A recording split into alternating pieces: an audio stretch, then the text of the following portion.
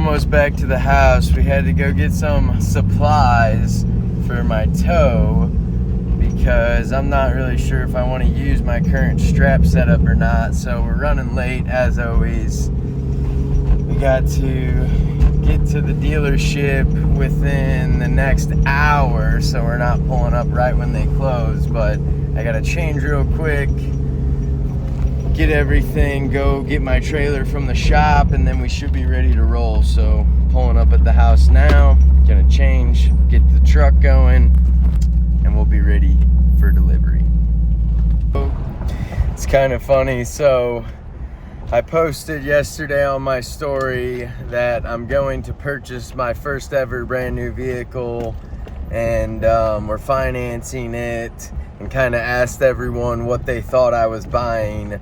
I'm a car guy, obviously. Well, initially I was always a motorcycle person, then I kind of transitioned into cars as I was trying to do something a little bit safer because I was starting my business. But anyways, everyone thinks that I'm getting some super elaborate fancy car, and that may or may not be true. You will have to stay tuned and find out. This thing is like a freaking cheat code. My seat's going crazy because I got this weird thing on, but makes it so easy to hook up the trailer.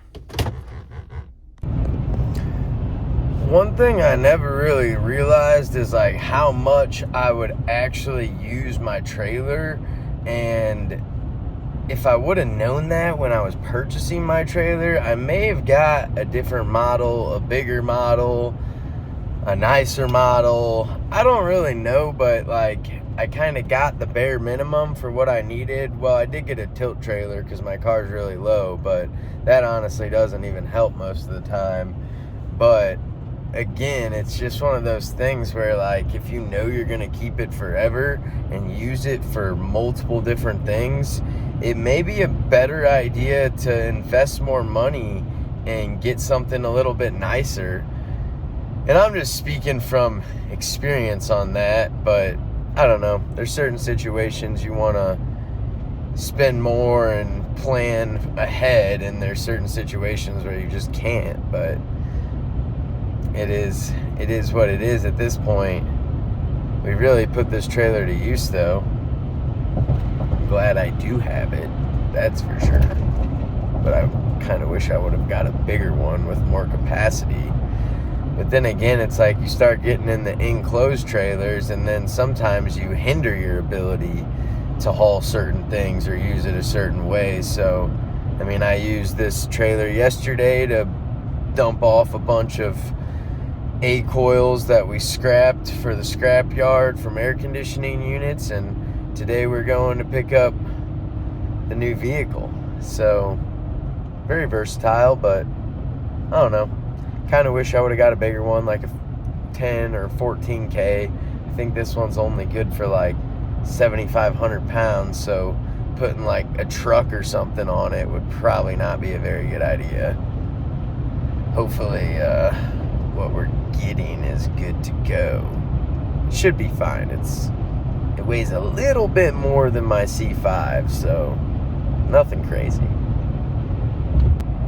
Well, actually, that might not even be accurate because my C5, it's fully gutted, but it also has a full roll cage, so I really don't know. I haven't put it on a scale. Couldn't tell you. That's just an assumption, and you know what they say about those. So, a lot of people have been making guesses on the Instagram, Facebook story, and I'm loving the guesses. There's a lot of Lamborghini, Ferrari, McLaren. Orange McLaren, that's like my dream fucking car right there. ZR1, I would love a ZR1. Some Audis, some BMWs. I even had like some work vans, all different kinds of cars. And everyone knows I love cars, and I plan on having a lot of different cars. So many of those cars are on my list of cars that I'm going to purchase at some point, but we've ran into a pickle with the car purchasing at the moment, and I'm out of space. I don't have any more space. I don't have room at my house. I don't have any, like, I don't really want to buy storage units. I like to enjoy my vehicles, look at them, clean them, work on them, drive them every day. I don't really want to have a storage unit. So that's what leads us to today's purchase. And it wasn't really something that I guess I necessarily like had to have, but I kind of did. It was necessary. And so many of you know, me and Carter just purchased a farm. It's 40 acres, and there's a lot of grass. There's a lot of other stuff that we have to maintain, and there's a lot of work to be done. One of the first projects I want to do out here is build a storage container carport with a 40-foot storage container, and then basically you use like metal C-purlins against it to make a lean-to. So it'll be like a 40 by 20 lean-to. We can park our vehicles under it. We're going to make some benches for a shooting range. It's going to be pretty sweet. So I ran into another issue, and I had to get my container ordered. So yesterday I ordered a container in the morning. And after I ordered the container, I'm like, well, we can't just drop the container on the land. Like that's not a long-term good goal. It's not going to be even. It's not going to be level. It's not going to be nice. And I only like nice shit. So I don't want something to like, no, that ain't going to work. So yeah, that's what leads us to today's purchase, because we needed something that we can do all this stuff with. And fuck it, let's reveal this thing. So here we are, baby. We have the 3560L limited edition Kubota 37 horsepower tractor 4x4, and we've got the Land Pride box blade, 66 inch, I believe. It should match the frame of the tractor. And then we have this sweet Land Pride brush hog. And yeah, I got this thing 48 months, 0% financing. I mean, it was kind of a no-brainer. I was looking at used ones, and I'm like, man, this is something that I'm gonna have for my entire life, and I want it to be nice. I want to know what's done to it. I want to make sure it's serviced regularly. I don't want to have all these weird issues. I don't really have a lot of time, and this is kind of one of those like hobby things that I'm going to do for fun, but also to get stuff done. So I don't want to spend a bunch of time working on it, like worrying about having to get it serviced and things breaking down. So that's why we went brand new. I got it from Mort Tractor in Troy, Missouri. Shout out to Jeremy, the sales guy, and then Mark Perkins. He's the finance sales manager. I didn't even know until it was time to run my credit, and he texted me. It was actually funny. I used to work with Mark back at Big St. Charles. That was like 12 years ago, and then he actually sung at our Cinco de Mayo party this year. So yeah, this thing is gonna be sweet. I am super excited. We're gonna get it unloaded, get it off the trailer.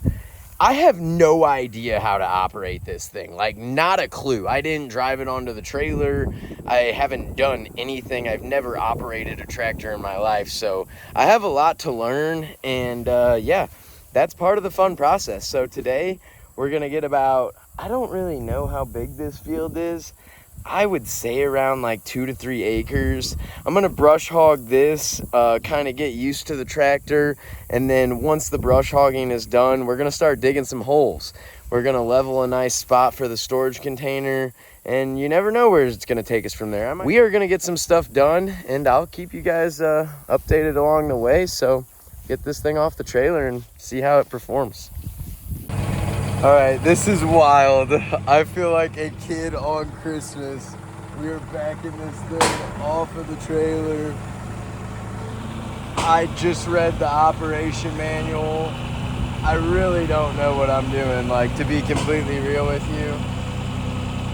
I just learned how to raise the PTO up. We're slowly learning as we go. We got the brush hog, the PTO up right now. We got the bucket up right here, and we have successfully made it off of the trailer. That was kind of nerve-wracking, but I feel like a kid on Christmas morning who just got like his first Tonka truck, except it ain't a Tonka truck. It's a fucking tractor. And this is sick. I mean, I'm slowly figuring it out. Here we go, the bucket. I imagine that lifts it. Oh, that goes that way.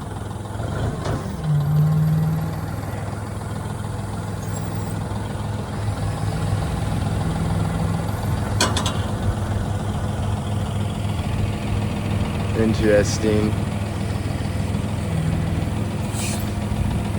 Yeah, I don't know. There's going to be a lot to learn with this. At the end of the last clip, there was a little bucket rod that I had to reattach and set because it fell out of the hole, but it was an easy fix. All right, after about an hour, 2 hours of operation, we got most of it down. We know how to operate the front bucket, the loader. I know how to use the PTO with the brush hog. We got this whole field brush hogged. It's probably, I don't know, like 3 acres. Probably took about an hour and a half, 2 hours. So now we're gonna start playing with the loader a little bit, trying to level out an area for this container that I want to build, and we'll see how that goes. This thing's not really meant to move massive amounts of dirt, but I think it should be okay for what we're trying to do. Just from the first couple hours of operation, you can see she's starting to get caked up in some junk. Oh man, this thing's ripping though. Brush hog did well. Got nice and dirty. Blade's looking good down there. Not too bad at all. I guess at some point I need to get this box blade off of here. I don't really know if I'm gonna mess with this today or not. Still getting used to the tractor itself, but it would be nice to get this down and start loosening up the ground a little bit. So we may mess with that and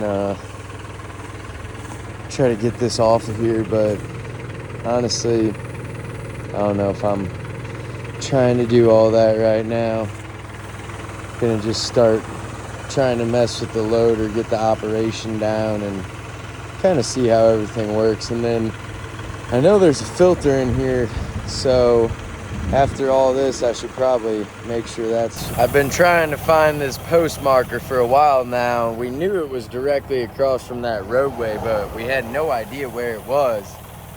Luckily, now that I got the tractor, we got the stake. It's perfectly in line with that tree right there. So basically, if you line that tree up with that tree behind me, then we shoot straight across the field. We now know where our land ends on the, what is that, the west side. So yeah, we're learning some things today. I'm gonna try to re-secure this because I'm pretty sure the surveyor just yeeted it in the general area whenever he put it out here. But yep, we're cutting a path. I don't really know what I'm doing right now, to be honest with you. I'm kind of cleaning up along the highway, and there's really no reason for it, but the grass is like taking out this little fence we have, so I don't really want that to happen, so we're gonna keep working on that and make sure that it doesn't push me. Right now we're trudging our way through the prairie, cutting a path so that we can get to this platform stand up here and hunt this field. You'll see here in a second, platform should be prime bow and rifle hunting. It's gonna be nice. Here we are, coming up to the platform stand now. That is a bean field right there, but it does not look to be doing so hot.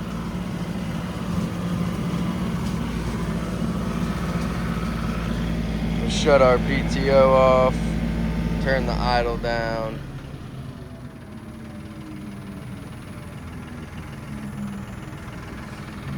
So yeah, here's a platform. My phone was having some issues and ran out of space, but this was a platform stand that the previous farmer had built. We're gonna clean it up a little bit and then use it for hunting this year. But thanks everyone for watching this video. Stay tuned for more stuff that we'll be doing out here on the farm.